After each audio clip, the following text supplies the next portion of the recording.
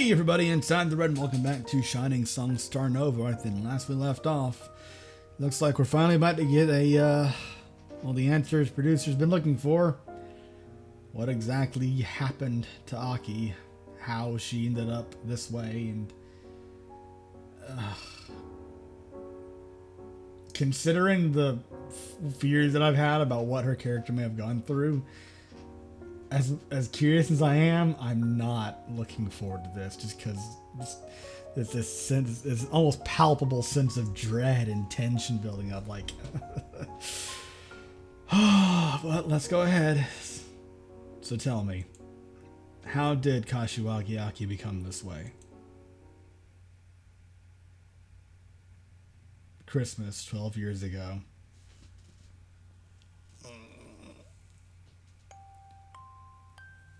Oh, and the music. No, why the music? Why?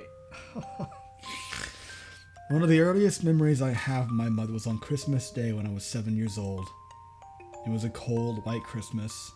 For some reason, the apartment was freezing cold, so I sat huddled under a thick blanket in my mother's arms. It wasn't until I grew up that I realized how poor we were back then. We lived in a small, old apartment and the heater would often break. But I was just a stupid 7-year-old. I didn't know any of that. In fact, the only thing on my mind was why I had not received a Christmas present. The teacher at my preschool had spoken at length about how Santa Claus would leave the good boys and girls presents while we were sleeping on Christmas Eve. Mama, どうしてサンタさんは秋にプレゼントをくれなかったの? Oh no. 秋はずっといい子してたよ。いい子にはプレゼントくれるって。Yeah, there's an unintended side effect of telling kids that, isn't it?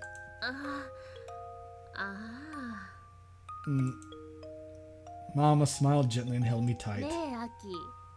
サンタは存在しないって知ってるでしょ? In this case, I guess it would be better to tell the truth and just be like, oh no, it's because you're a bad girl. No, yeah, or however believe that.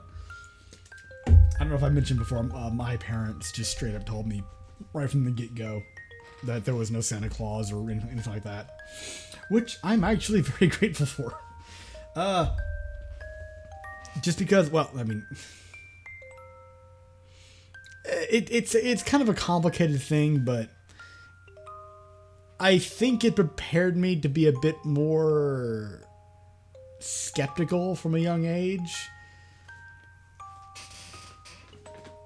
At least, considering how things have turned out in my life, I think that may be the case, but I don't know. それはおもちゃ会社が作り上げたものなの。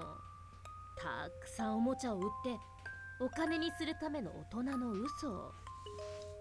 And that's kind of what it's turned into, but it does have roots in actual folklore mythology, but yeah. そっか。まあ、そんなもんだと思ってた。だから気をつけてね、アキ。世界にはあなたの人生を言葉一つで変えてしまうくらい強くて怖い大人たちがいっぱいいるの。だから女の子として本当に気をつけないと。I mean, yeah, okay, important life lessons and all, but you're laying it on a bit hard for a kid. I mean, その大人たちに頼って生き残っているのだから。その人たちにいい子でいたら、okay, that's not. くれるかもしれないよ。サンタクロースみたいに。でも嫌われたら。You went from decent, if a bit pessimistic and fear-mongering, to be subservient and just cow down. That's not a get. No, you just flip that coin, one side or the other. 何ももらえないわよ。Wow. Okay. Yeah. Uh-huh. 死んでしまうよ。This isn't improving my opinion ever at all. わかった。私気をつける。秋はずっといい子でいるよ。いい子でいてね。ママ嬉しいわ。For some reason, what my mother told me that Christmas always stuck with me. Probably because you were young and impressionable and it scared the living hell out of you.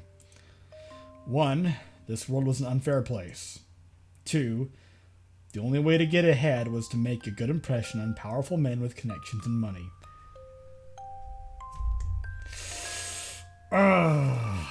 3. If I messed up, I would be dead. Oh, Jesus Christ. Those are the 3 truths I grew up with. Perhaps that Christmas I did receive a very valuable gift. The gift of knowledge. The world was not bountiful. There wasn't enough food for all of us. I'm not going to go off on a tangent about that, but that is a thing. There wasn't enough shelter for all of us. Also a thing. Some of us had to die, others may survive.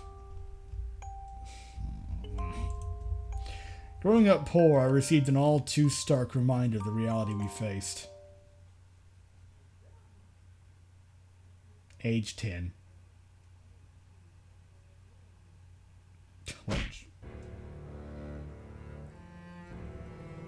Oh, no. I watched my mother's body hit the floor face down, hidden away in the bathroom annex. My father grabbed her by the shirt and faced her.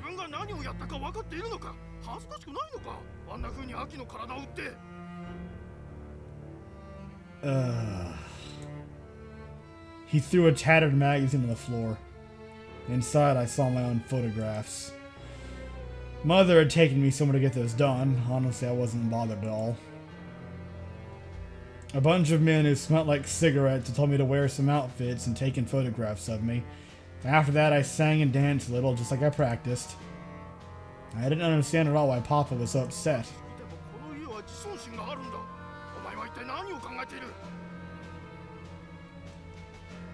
Oh, God, this is...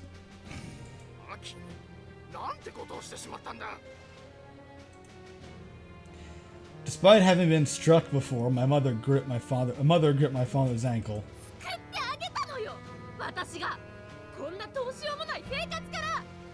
Oh, this is a wonderful home life. I'm glad to get to see such positive domestic activity.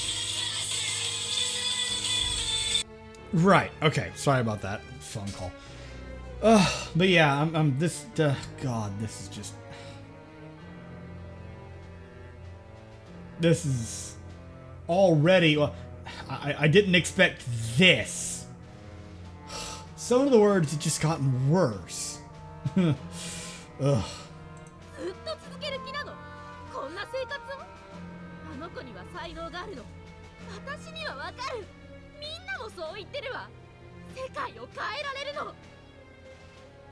Change the world. That's what. Never mind.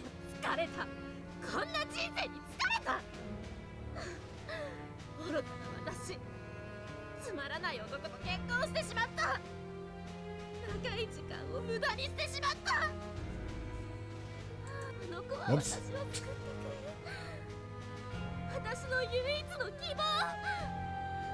So you are just using your daughter. Yeah, okay, yeah. Great. Father merely struck her again. Oh my God. Fucking... How did you don't have room to talk, you piece of shit.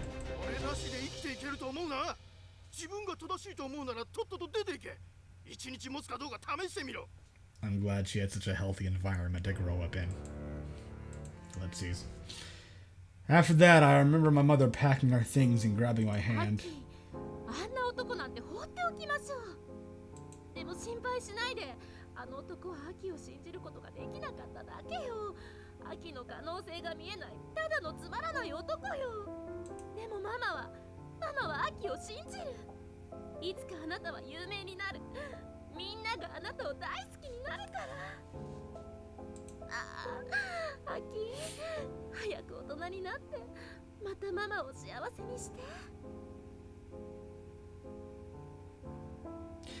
You're a really shit parent, you know that?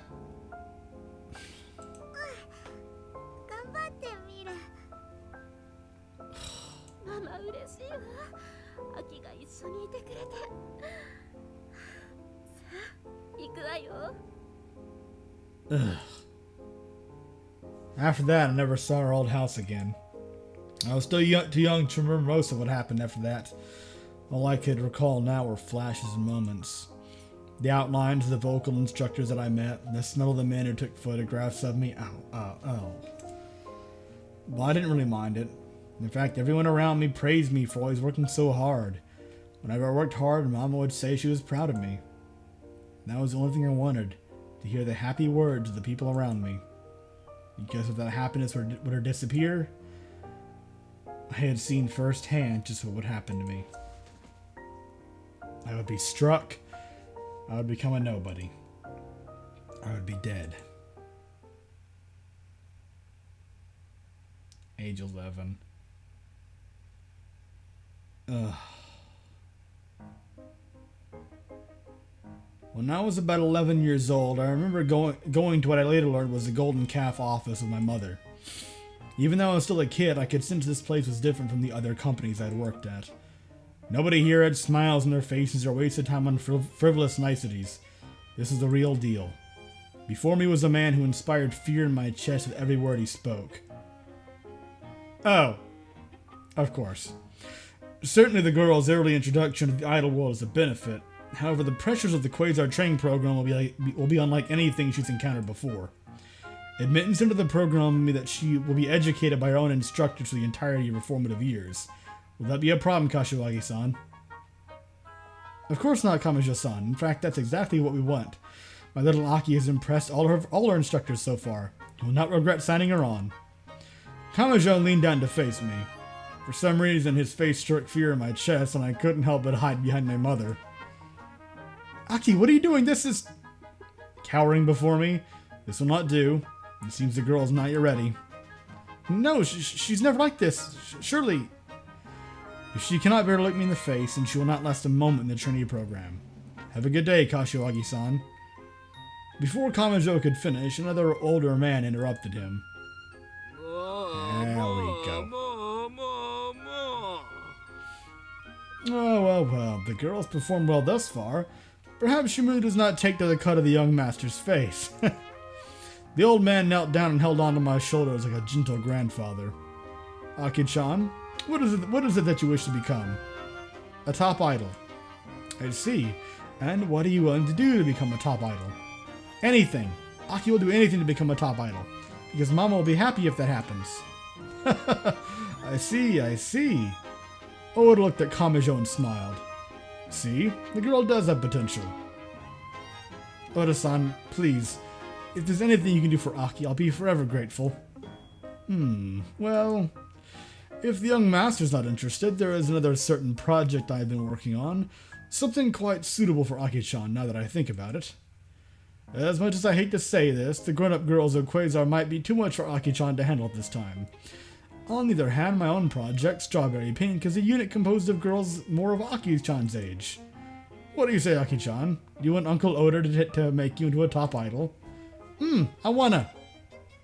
Haha, atta girl. Oda-san, thank you so much. I'll make sure that Aki does everything perfectly. You won't regret this decision. That is so. Well then, Kamijo-kun, looks like I'll be taking Aki-chan here under my wing. Kamijo did not respond and merely picked up his papers from the table before leaving the office. Don't mind that, man. You can see our young master has his own image to maintain. In the meantime, I look forward to working with you, Kashiwagi-san. Of course, I look forward to working with you too, Oda-san. With that, I became a talent at Golden Calf Productions. Working at Golden Calf was totally different from the other talent companies I had experienced before. While I had been a cut above the other girls in terms of appeal and skill at my prior agencies, I was now merely another candidate trying to make it big in the idol world. For the first time in my life, becoming a top idol seemed like a feasible reality. Golden Calf had the money, the connections, and the staff to turn you into a national star, a fact that all the girls at Golden Calf were keenly aware of. It was only a matter of time until I discovered just how far the others were willing to go to beat me. I opened my locker only to find my practice jersey in tatters. Some prankster had cut it up into pieces and then poured mud all over it. Someone snickered behind me. I spun around, my eyes narrowed in fury. Who? But the change room was completely empty. Frustration bubbled up within me. Someone had managed to trick me. I was being treated the fool. I had to find the one responsible for this. and I had to pay her back. Practice time began, and I was still without my training jersey. It didn't take any time until the instructor noticed my violation of the uniform policy. Kashiwagi, what are you thinking showing up for practice without your uniform? I looked at the floor, my fists trembling with anger. Insolent child, do you take this as a joke? The instructor stormed toward me, disciplined baton in her hand, but was interrupted by Oda's voice. Now, Madam Instructor, I'm sure Aki-chan has a good reason for reporting to practice without her jersey, don't you, Aki-chan? I sighed in relief at Oda's unexpected arrival. My body worked by itself. Big drops of tears fell from my eyes as I rushed to him and wrapped my arms around his leg. Oda-san, when I opened up my locker, my training jersey was all cut up into pieces and dumped in mud. I see. Just who would have done such a terrible deed to our Aki-chan? It was Umeda. The girls murmured and looked about in confusion at my unexpected identification of the culprit. In truth, I had no idea whether Umeda had been the one to rip up my jersey, but I knew two things about her. She was so pretty, and she was also good at dancing. Her legs were much longer than mine, letting her jump so gracefully across the dance floor. And I was sure she viewed me the same way, so it could very easily have been her who decided to sabotage my career by ripping up my jersey. But what did it matter whether she was responsible? This was the perfect opportunity to get rid of her. If she wasn't responsible, then the true culprit was no doubt going to witness me making this kill. You see, bullies only picked on the weak. If I was going to avoid becoming the victim, I had to show everyone that those who messed with me would be instantly killed. Jesus! Umeda, is that so, Aki-chan? It was Umeda who did this foul thing to you. I sobbed into Oda's leg as the instructor grabbed Umeda and dragged her from the dance studio. Hey, what gives? It wasn't me, I swear it wasn't. Oh, what a terrifying world, this idle business. But Uncle Oda will protect you, Aki-chan. Ellipses. After that incident, none of the girls dared to mess with me ever again. Age 12.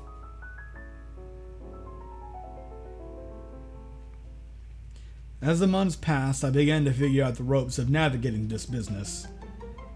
My mother's words were exactly right. In this world, you had to abide by the three rules. Take nothing for granted, win the approval of the powerful, win every fight because your life depended on it. It wasn't long until I became the center of Strawberry Pink.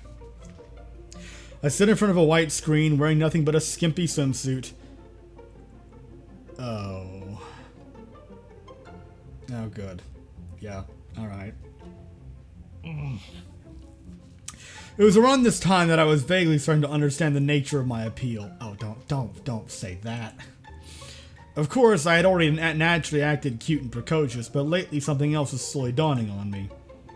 I was beginning to exude a new kind of appeal, which only aroused the eyes of men. She's 12.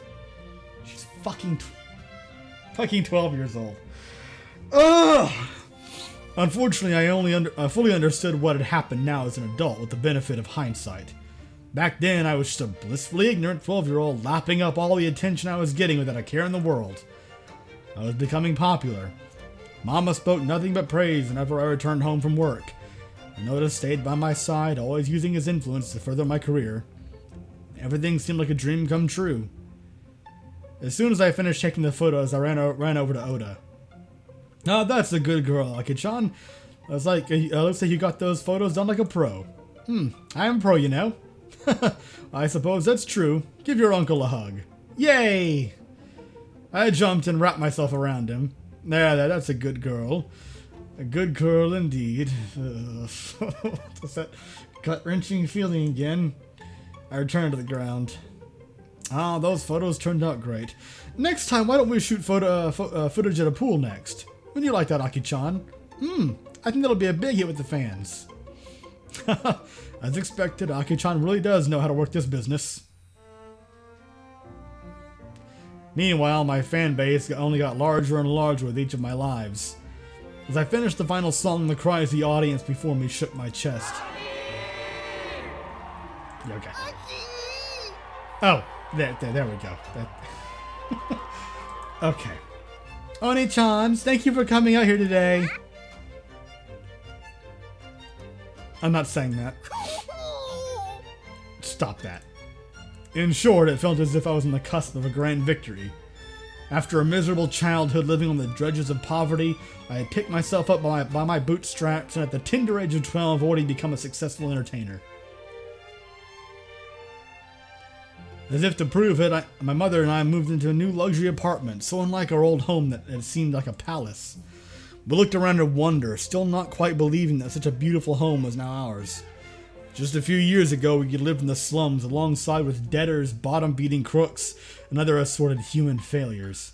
For us, such a spacious apartment in the nice part of town had been a fantasy.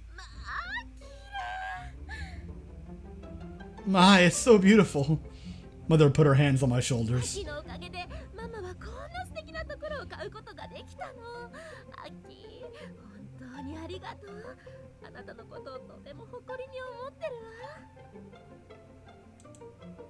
At her words, I felt happiness well up and fill my entire body.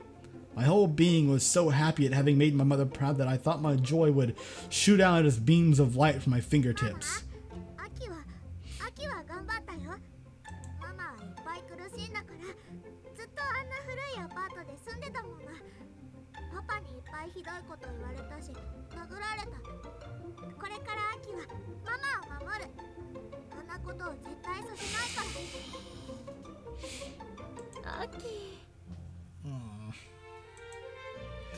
For a moment, mother seemed to be at a loss for words.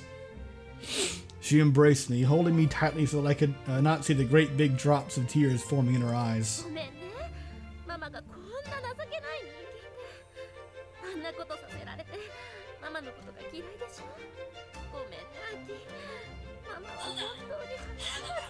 Shush!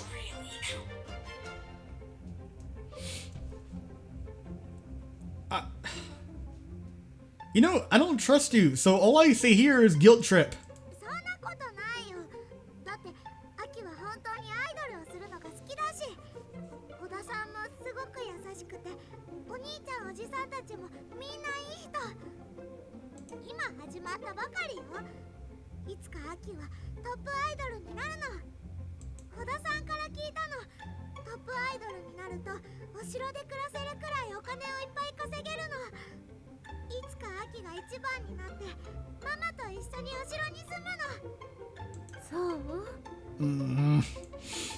By the time we separated, Mother had always swallowed the tears in her eyes. All that remained was now an enormous grin.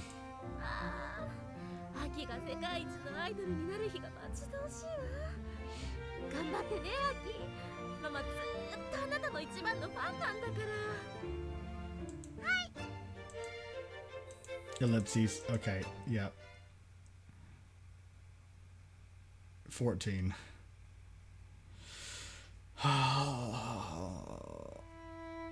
Months passed by and my career continued to progress. By the time I was 14 years old, I was on the cusp of a breakthrough. Saitama Grand Arena live? The other girls in Strawberry Pink broke into smiles upon hearing the news. You heard me. But don't speak too loudly of your next live just yet. It's still quite early in the planning stages, you see. Of course, nothing has been announced to the public yet. It goes without saying that your performance in the coming weeks will be instrumental in determining whether we can go through with the live. It seems like some of the people upstairs are making noise that the little girls of Strawberry Pink cannot compete against the One-sans of Quasar. We'll just have to prove them wrong, won't we? Of course we will. The Grand Arena will be as good as ours. As expected of our center, what a wonderful little flower you've blossomed into. As for the rest of you, I expect nothing but the best. Understood. I changed out of my training jersey after practice. The Saitama Grand Arena. It will be Strawberry Pink's largest venue yet. One of the grandest stages in the country. If we were really to hold our live there, then it would mean that we would rival Quasar itself. Being the #1 idol did not feel like some faraway aspiration, but a very real possibility. I gripped my fists and stared into the black emptiness of my locker. From within the darkness, a field of blue, red, pink, golden lights stretched out before me as far as the eye could see. A legion of men, 1,000,000 strong, chanted my name. Aki, Aki, Aki. My face appeared on the projection screen as large as a building. My voice echoed through the cavernous hall, so sweet and powerful that grown men raised their arms in hallowed worship. It was such a beautiful scene. Just envisioning it in my head made me willing to wade through hell itself to carve that fantasy into reality. Moreover, there was the money. The mountains of money I would make from the live. You see, despite my earlier words about loving my job, being an idol was actually quite stressful. There was so much uncertainty, so much risk. Just because you were popular today didn't mean that you would be popular tomorrow. Everything could change at the drop of a coin. Everyone could hate you for no reason. Nowadays, it just took one lie for the world to gang up against you.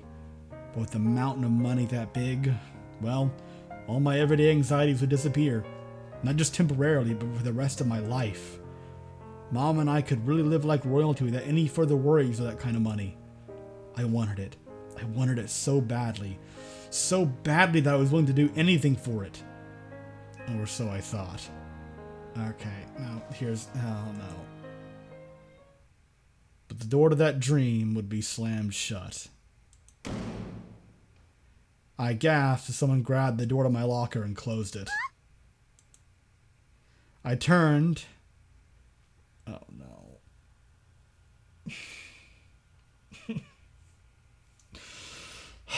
Oh god, no, I don't want to... I turned and came face to face with Oda. Yo, Aki-chan. I looked around in confusion. 小田さん、ここで何をしてるんですか？ここは女子更衣室ですよ。 His strong hand gripped my shoulder. でもね、アキちゃん。ここは全部わしのものだからね。周りを見てごらん。この部屋、君の服。このビルさえも全部わしのものじゃ。そして一番大事なもの。そう。自分の体を見てごらん。それもわしのものじゃ。 No. Oh. God damn it. I don't like being right sometimes. I don't. I really don't. God damn it. I don't want to go forward. I don't want to read what's going to happen. I don't. 小田さん。天使のアキちゃん、小田おじさんをよろ There's the devil! そうしたら君に無限の可能性を開いてみせよう。 Oh, no. この世界は双方が同意すれば取引が成立するのじゃ。だから。 How about you go shove that cane down your throat? Just fuck off. Ugh. わしが欲しいものをくれれば君の望みを叶えてやろう。グランドアリーナのステージで歌っている君の姿を見ている君のお母さんの誇らしげな表情を想像してごらん。 Oda's tone was that of a gentle grandfather. Bullshit! There was nothing gentle and grandfatherly about half of that, his voice and half of that shit. He was going down to a fucking like demonic growl there for a little bit, almost a snarl. No! He kind of lapsed in and out. That just... Ugh! Oda's tone was that of a gentle grandfather. That is a lie. But his words were those of a madman. And a creep. And a fucking piece of shit. Human trash. That's... Oh, no.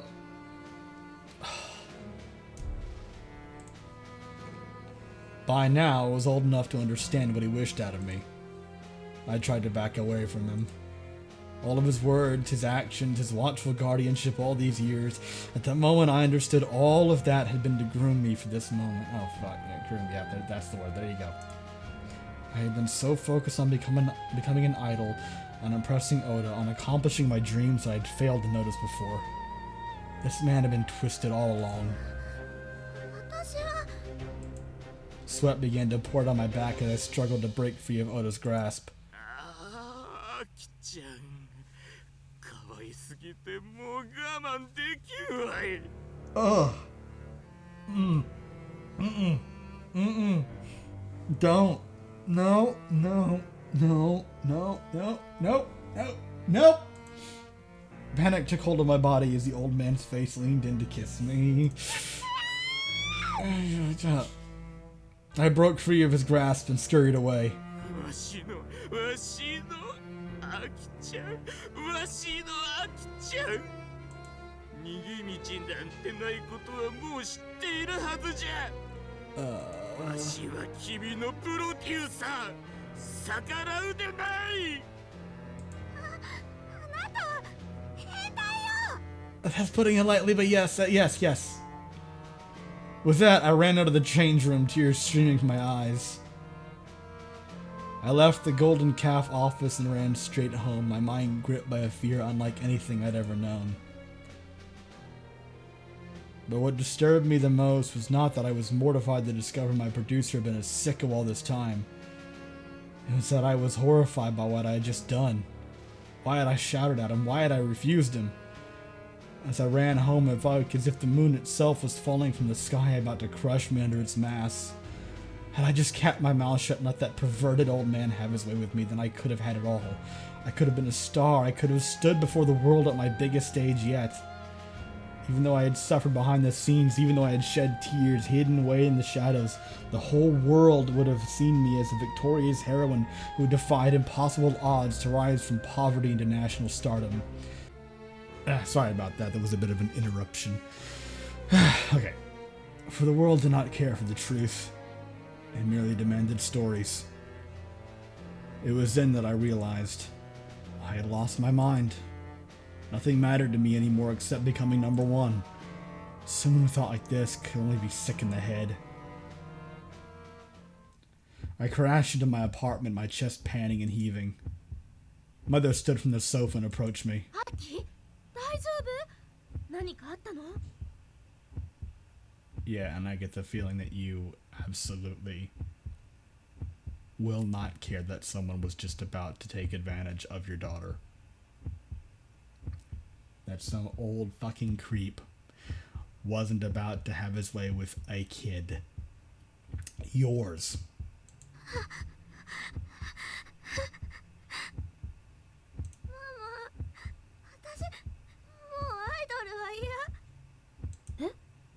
Oh no. Yep. Fuck.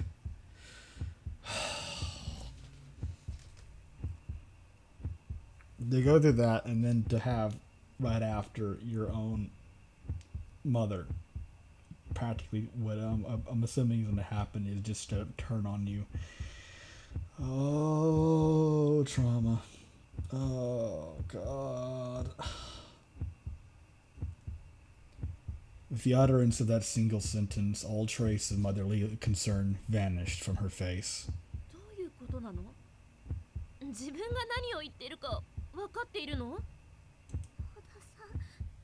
田さんがプロデューサーとあんなことをしないといけないならアイドルなんて嫌よ。やめる。やってらんないわ。 Yes, you're right. It's not worth it. It isn't. No. I felt my mother grip me by the shoulders. Aki, もう子供じゃないんだから。 Could you please be a half-decent parent or just a half-decent human being for once? もうこんなことくらい分かっていると思ってたのに。この世界はね、嘘だらけなの。社会の上にいる人たちは努力、友情、誠実さでその地位を手に入れたとあなたは信じているかもしれないけど、全部嘘よ。あの人たちはこの世界がどれほど汚れきっているのかよく知っているのよ。今の地位までずっと這い上がってきたからね。あなたがトップになったらどうやってそこまでたどり着いたか、人々にどんな話でもでっち上げていいのよ。でもねアキ、私たちみたいな庶民はまだ這い上がっていかないといけないの。あなたは一番になりたい？それともなりたくない？ The fuck is wrong with you? I look down in defeat.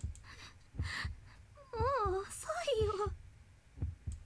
私と私、小田さんに向かって悪いこといっぱい言ってしまったから、私のこときっともう嫌いになったよ。いや、まだよアキ、まだ間に合う。 No, do not.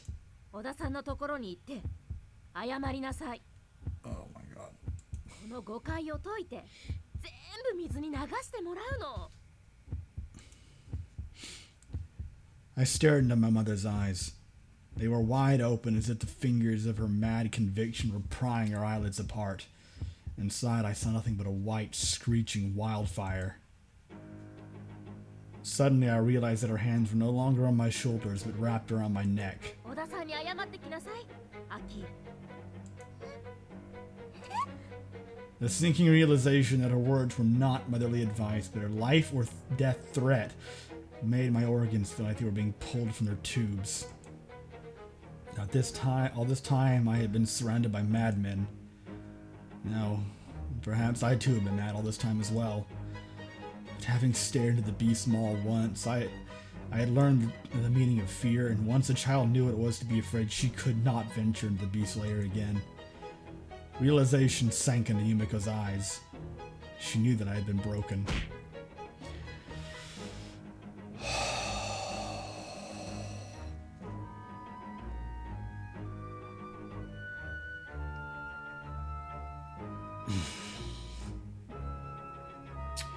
Before I understood what had happened, I was on the floor, my face on fire. この世界はあなたのためにあるとでも思ってるの？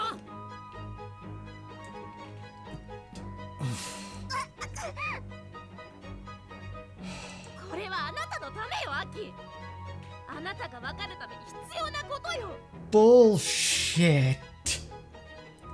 I just fucking. この世界はね、不公平なの。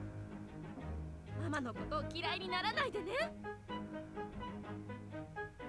Oh, that's rich. You're giving her every reason that she would have to justifiably loathe you. No. Oh, God. これはあなたのためよ。 You're doing it for yourself. You horrid wretch. Yumiko collapsed to the floor, her chest heaving with exertion. Oh, the poor thing, tired from beating her fucking daughter. アキ、アキ。 No. ママを責めないでね。嫌いにならないでね。 Oh no, blame her. Absolutely blame her. こんなことしたくないの。でもあなたには私よりいい人生を送ってほしい。今勝たなければ後で私みたいになるよ。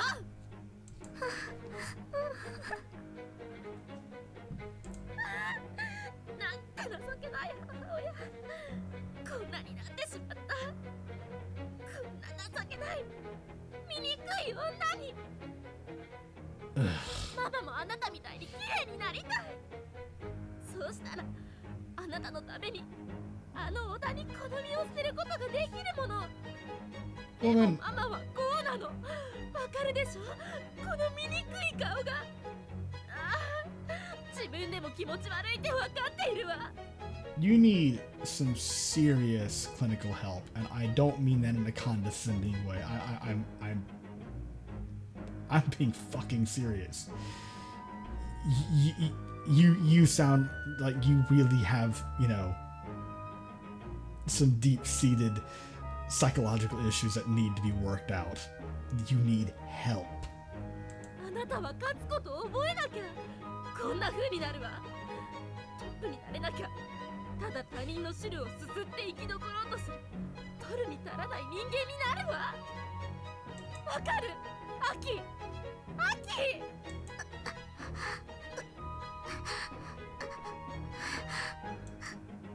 My consciousness began to fade away. In truth, I was exhausted.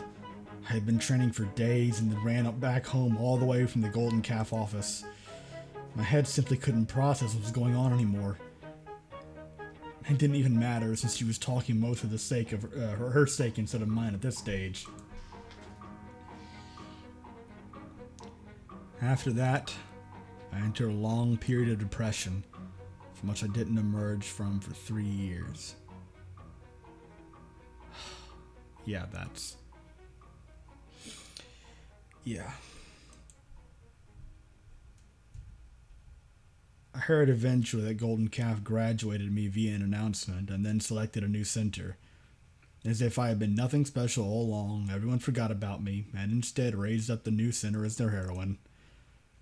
Just a few months after the announcement, Strawberry Pink held a huge live at the Saitama Grand Arena without me. As I watched the live on the television, wrapped away under a blanket with the lights shut off, I wondered, were all the top idols on television like that? Were all the stories written about idols who had reached the top through hard work and belief in the goodness of humanity all lies? Was the reality that they were merely dolls for the rich and powerful to toy with behind the scenes? I stopped believing in people. I stopped believing in anything. In the end, nobody found out the new sinner was most likely messing around with Oda. People talked about her like she was a perfect little angel. Ugh. It was exactly as my mother said. All the stories were written by the victors. There was no way the truth would ever be told.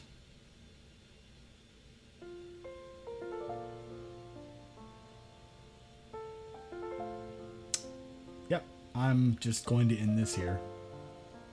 That's, yeah. I will see you in the next episode.